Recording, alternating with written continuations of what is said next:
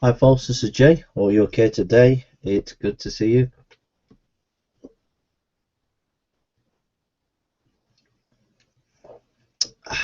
Hope everybody's okay.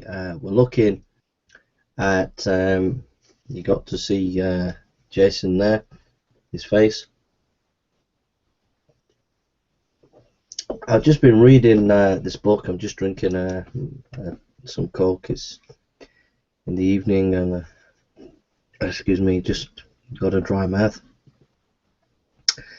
We're continuing our reading of the Fox's Book of Martyrs, chapter 2. He writes, after Gordian's death in the reign of Decius, the emperor came to Antioch, where having a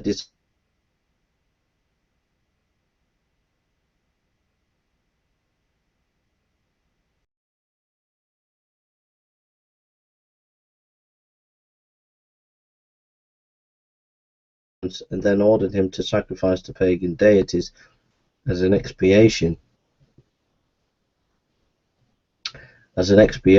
for his offence. This being refused, he was committed to prison, loaded with chains, treated with great severities, and then beheaded together with these young men who had been his pupil. 251 AD. In the year of our Lord 251, the Emperor Decius, having erected a pagan temple at Ephesus, he commanded all who were in that city to sacrifice to the idols. This order was nobly refused by 7 of his own soldiers, Maximus, Martyrus, Joannes, Malchus, Dionysius, Syrian, and Constantinus. The emperor, wishing to win these soldiers to renounce their faith by his entreaties and lenity, gave them a considerable respite till he returned from an expedition. During the emperor's absence, they escaped and hid themselves in a cavern, which the emperor being informed of at this return, the mouth of the cave was closed up, and they all perished with hunger. Theodora, a beautiful young lady of Antioch, on refusing to sacrifice to the Roman idols, was condemned to the stews, that her virtues might be sacrificed to the brutality of lust. Didymus, a Christian, disguised himself in the habit of Roman soldier, went to the house, informed Theodora who he was, and advised her to make her escape in his clothes. This being effected, and a man found in the brothel instead of a beautiful lady, Didymus was taken before the president, to whom, confessing the truth, and knowing that he was a Christian, the sentence of death was immediately pronounced against him. Theodora, hearing her deliverer was likely to suffer, came to the judge, threw herself at his feet, and begged that the sentence might fall on her as the guilty person. But deaf to the cries of the innocent,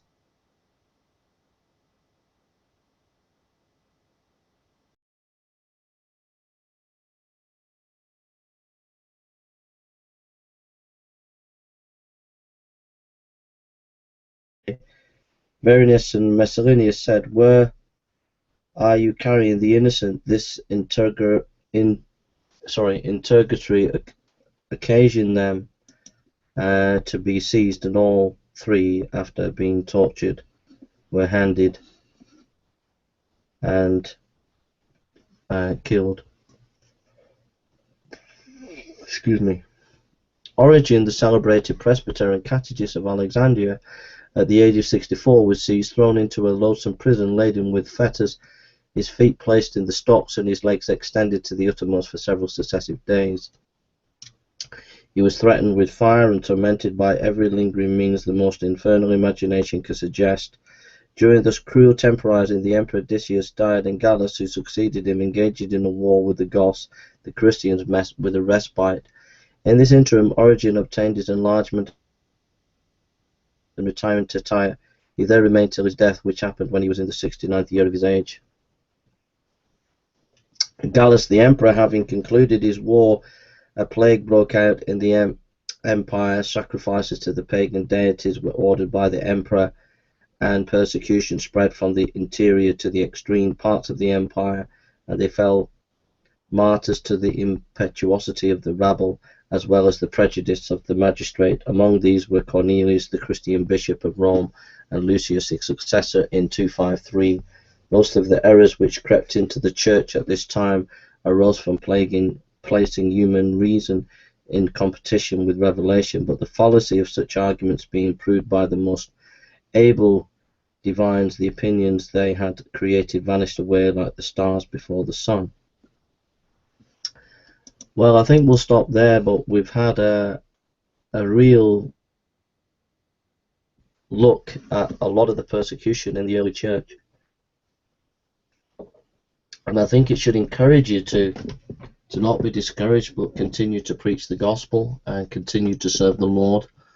And may God bless you in your service for him.